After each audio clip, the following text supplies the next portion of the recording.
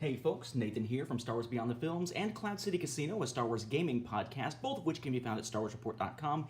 Bringing you a look at more Star Wars RPG products here as they're released from Fantasy Flight Games. This is the game-agnostic sourcebook, Rise of the Separatists. And what I mean by game agnostic is that it can be used for Edge of the Empire, Age of Rebellion, or Force and Destiny, any or all. And in this case, it's an era sourcebook, so it's kind of like Dawn of Rebellion, but I feel like this is one of the strongest products that they've put out within this product line as a whole since its inception. This is an era sourcebook that really gives you a chance to transplant a game that's meant to take place shortly after A New Hope into the era of the Clone Wars relatively seamlessly. In a lot of ways, that's kind of what Dawn of Rebellion tried to do, except Dawn of Rebellion was removing it only by a few years.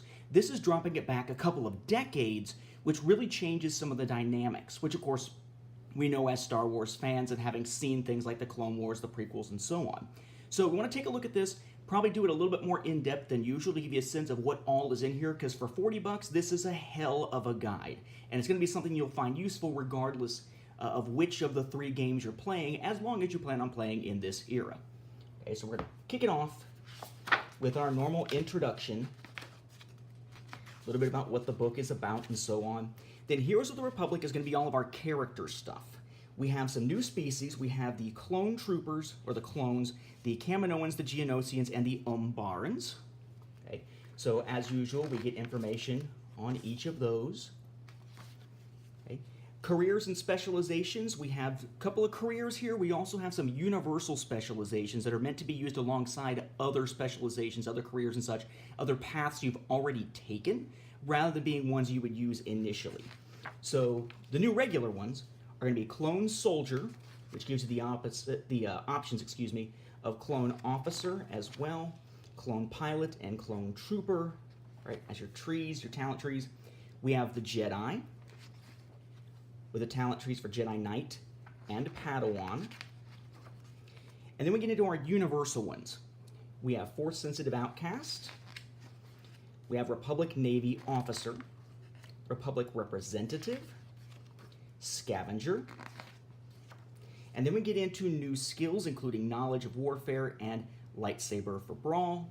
We then have new talents, quite a few of those.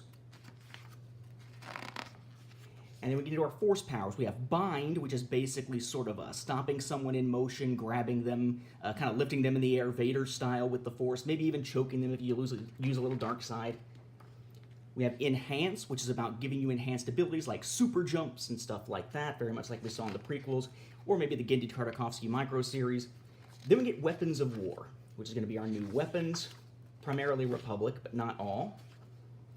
Armor, gear,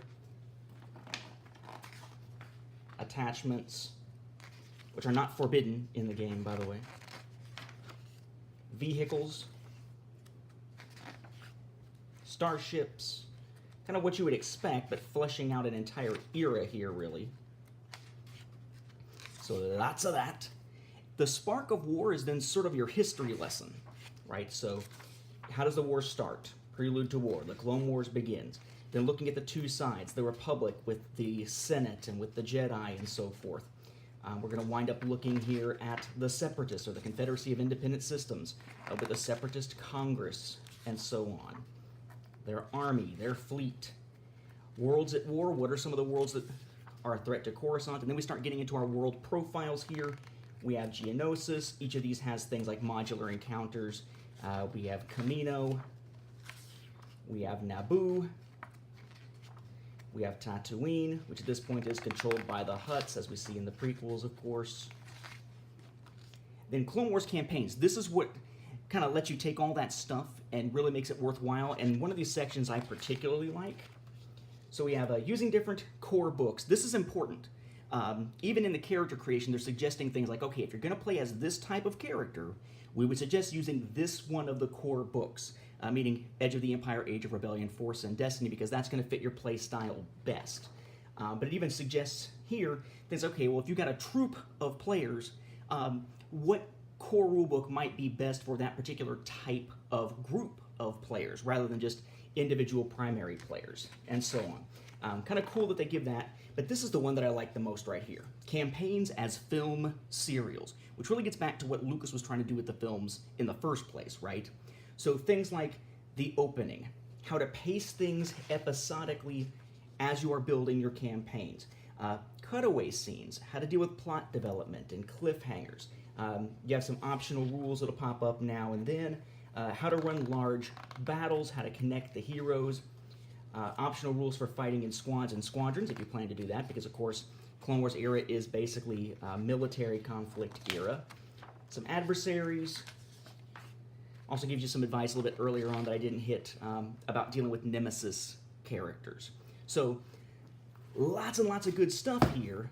So if you plan to potentially play in this era, then this is definitely one to check out. In fact, some of the advice in here I think would work for anybody playing any of the campaigns regardless of the time period, but of course, I would say about 95% of this book is specific to the Clone Wars era.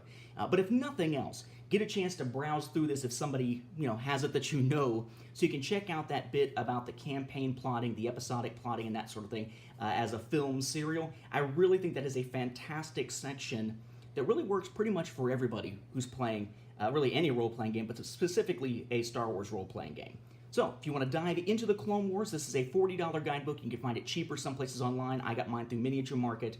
But definitely check out Rise of the Separatists if you're into that era, because, like I said, it's probably one of the most solid supplemental products or source book products that we've seen released from Fantasy Flight for their entire Star Wars line, at least in this fan's opinion.